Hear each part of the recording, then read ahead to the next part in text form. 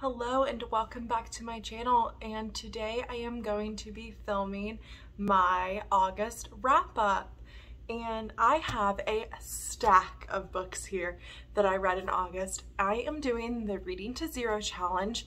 I have talked about it in my previous videos.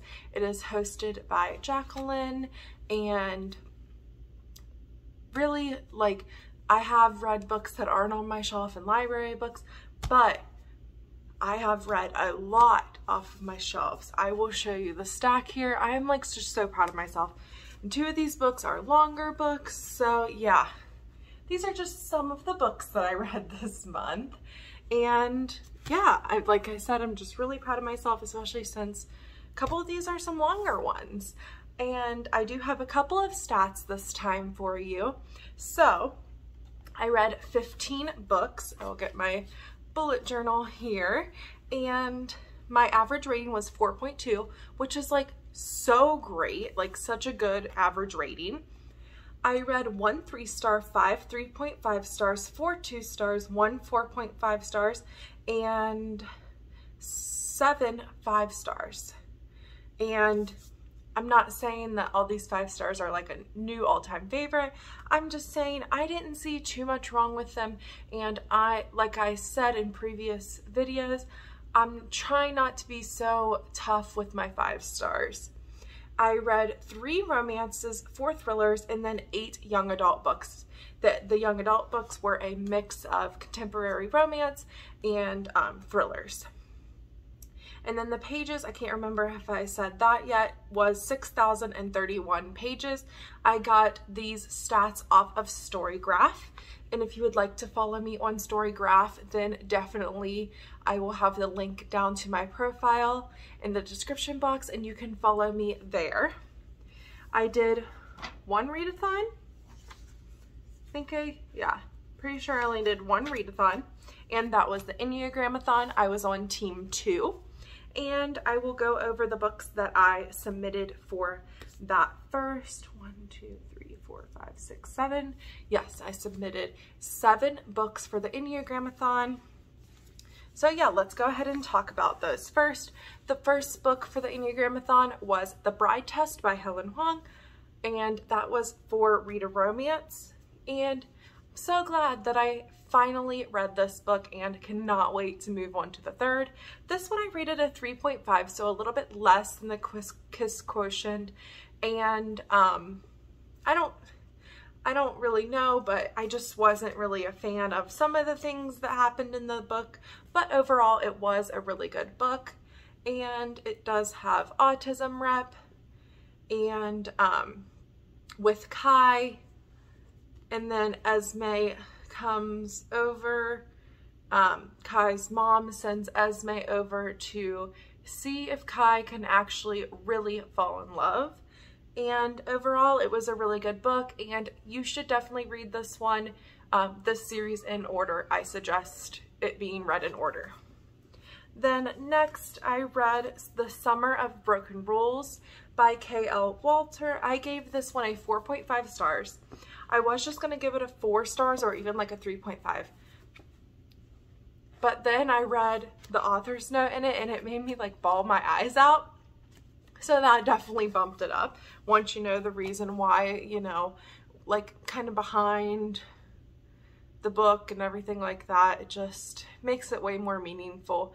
And I really, really enjoyed this book, and I do not see it talked about enough on BookTube.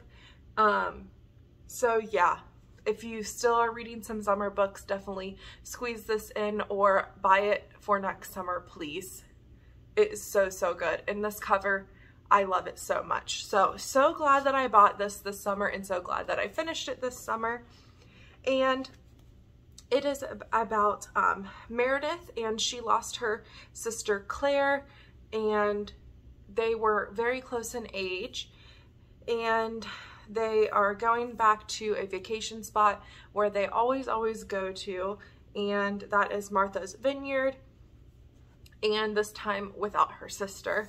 And they used to play, why can't I think of the game Assassin. They used to play Assassin there, and her sister Claire was like the best at Assassin, and they're kind of doing it to remember her. And they are there for a wedding for her cousin, and then she meets one of the groomsmen, and it's kind of a little love story there, and a whole game of Assassin with this family and the bride and groom's party. So yeah, I really recommend.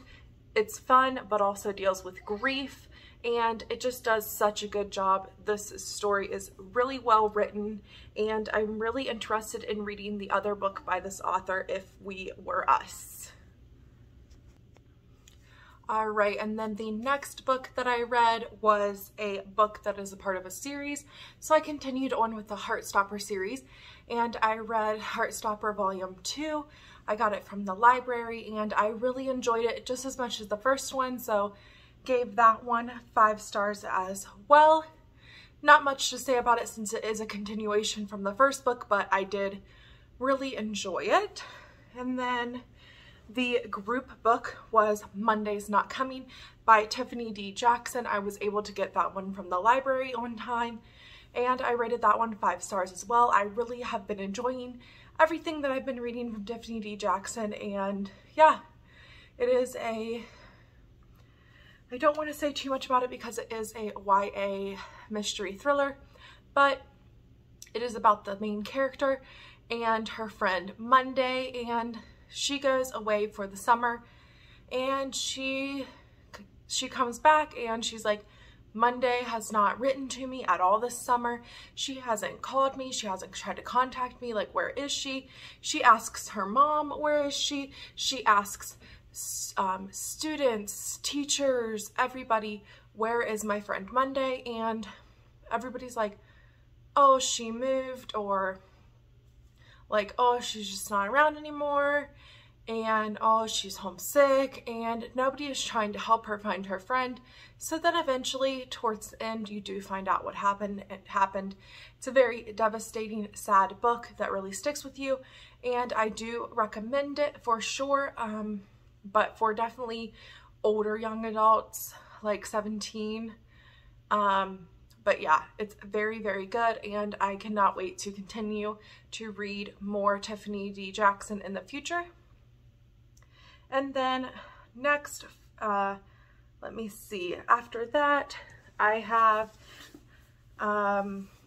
Good Girl, Bad Blood, and that is by Holly Jackson. This is also a book in a series, and this is part of A Good Girl's Guide to Murder.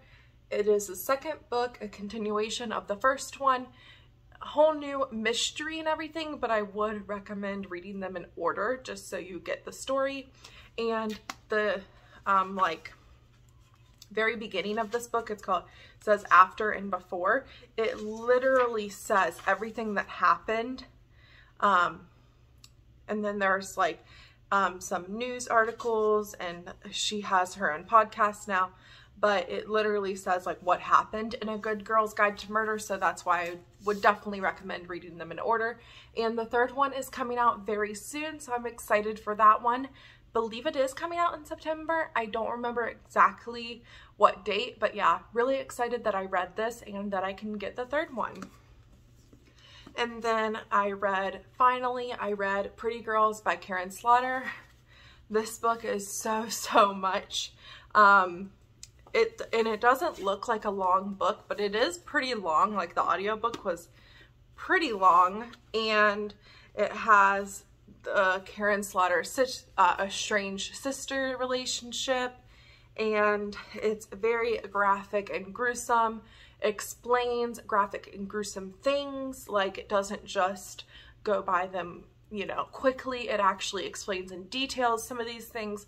So definitely look up some trigger warnings and a little bit more about that if you are worried, for sure. And I definitely would say I like this one more than The Good Daughter, but I read The Good Daughter a couple years ago, so I don't know, I might have to reread that one after reading this one. But I wanted to read this one because I really want to read False Witness soon. I do have that one, so I did see that Gabby from Gabby Reads has it for her November book club, so I think I'm going to wait until then now.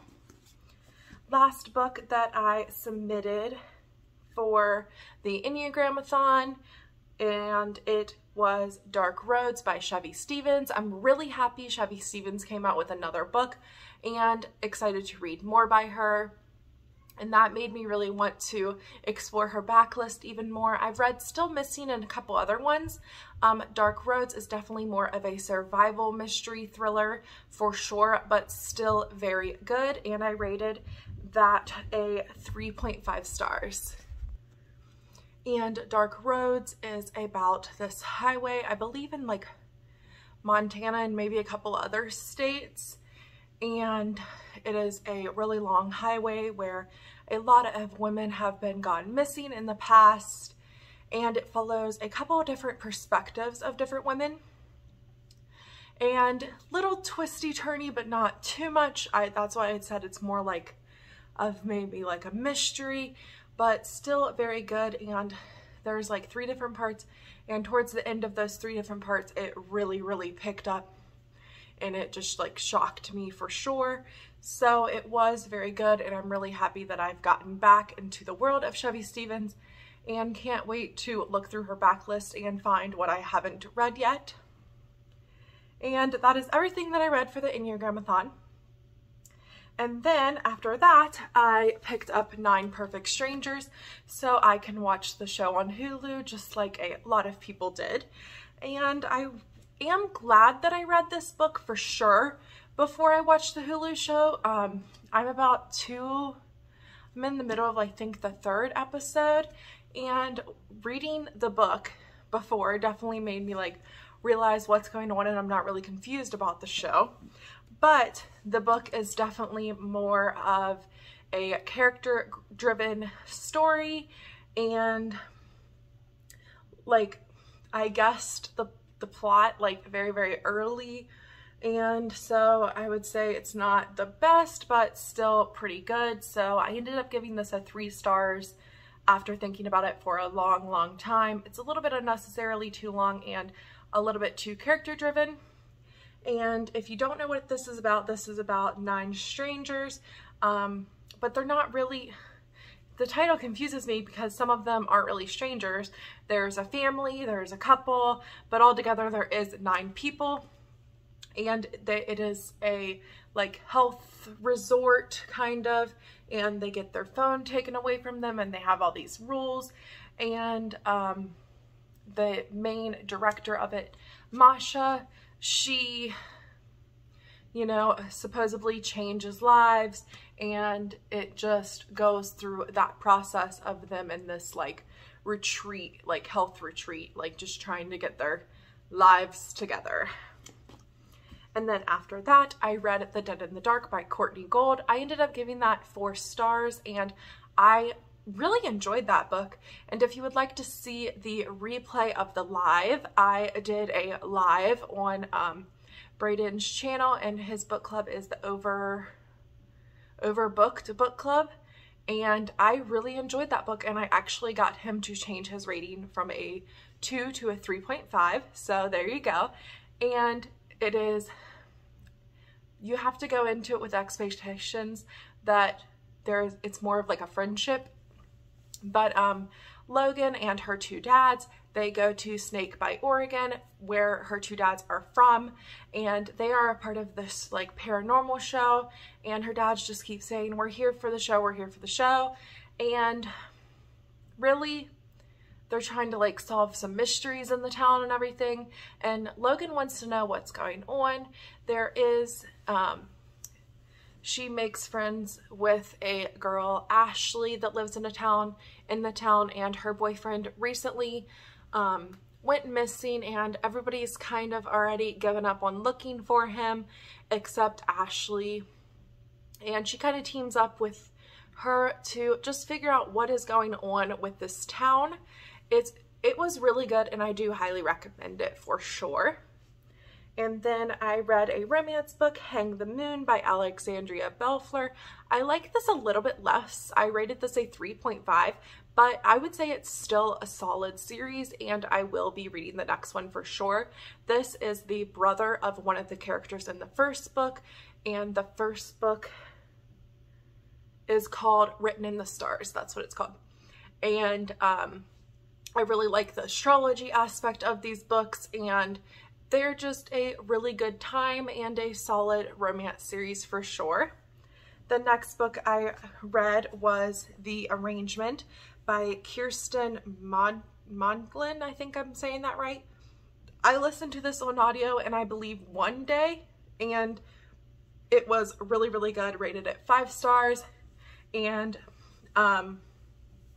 it's about this couple, and they are a married couple, but they agreed to go on some dates with some other people and not really talk about it with each other, but just to try to, you know, fix their marriage a little bit and see how that goes.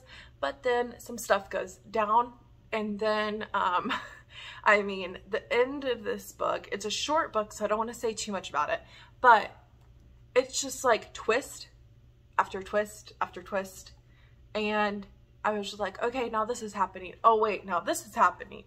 And it was a really good book. I do highly recommend, and I cannot wait to read more by this author. I believe this author has a lot of books hyped on TikTok. No clue, I don't have TikTok. And then I read another romance book, A Girl Like Her by Talia Hibbert. I rated this a 3.5. I read this as an ebook, and I really enjoyed it. It was a little bit of a slow burn, but I really did enjoy it. And it is about a girl, and she's not really, like, she is more of a stay-at-home kind of girl. She is in pajamas all day. She does have autism, I believe, and everybody in the town is just putting her down. It's a small town romance. And then I believe his name is Daniel, comes to town and meets her, and it just goes from there. He ends up being her neighbor, and he visits all the time. She visits all the time. I really loved the main character, the hero. He was just so, he was the best. I might actually raise it up to 4 stars because he was just such a great man, and he brought her meals, and he knew that he was working for, you know, this just really rude guy, and he just kind of ignored it as long as he could. And it was just a really great romance. So happy that I read more by Talia Hibbert, and I cannot wait to check out more books from this series. I believe it's a 3-book small town romance series, but I can only find them on ebook, so I will read more for sure if they were audio. But yeah, I will just read more when I can. And then I have here, I finally read Firekeepers Daughter. Wanted to read this for the Enneagram-a-thon, but I didn't get to it, but I still wanted to squeeze it in by the end of August, and I'm so happy that I did. This book is really long, but it went by fairly quickly. It is a mystery book. I just love this cover. I gave this a 3.5, rounded up to 4 stars on Goodreads, and it is a YA mystery thriller. I learned a lot from this book for sure, so I do appreciate that. And yeah, it is about Donis, and she never really fit in wherever she was. She is a bit Ojibwe, and she lives on the reservation, and Jamie is the other main character, and he joins her brother's hockey team. This has a lot of hockey in it, and it was okay to learn about. And then I did learn a lot about the reservation, and just like just how things work, I would say, because I didn't really know a lot of that. And then Donis ends up falling for Jamie, and he ends up being, there is like a murder, and it picks up pretty quickly, and he ends up actually being undercover FBI, and she ends up working with him to figure out what's going on. Deceptions and death keep growing. Donis must learn what it means to be a strong Anishinaabe, Ojibwe woman, and how far she will go for her community, even if it tears apart the only world she's ever known. That really describes this book for sure. And like I said, I did learn a lot, and it is a very good book. And I do recommend, especially if you want to learn more about the community and everything, and if you want a really good YA mystery for sure.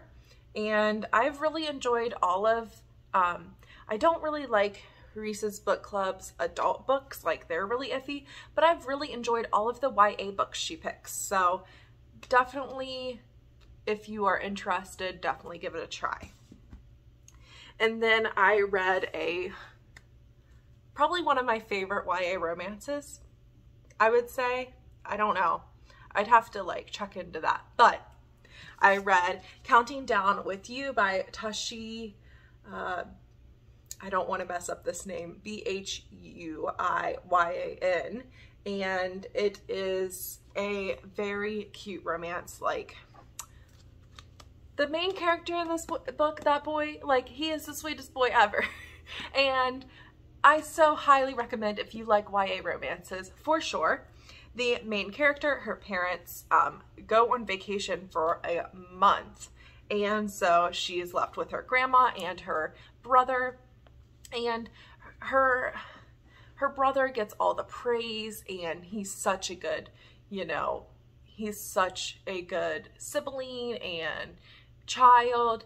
And she is in this, like, everybody wants her to go to med school and do all this and get to a good college, and she's really, really trying. She's in like pre-med society, and she's trying, but that's not for her. And she ends up, her teacher asks her to tutor,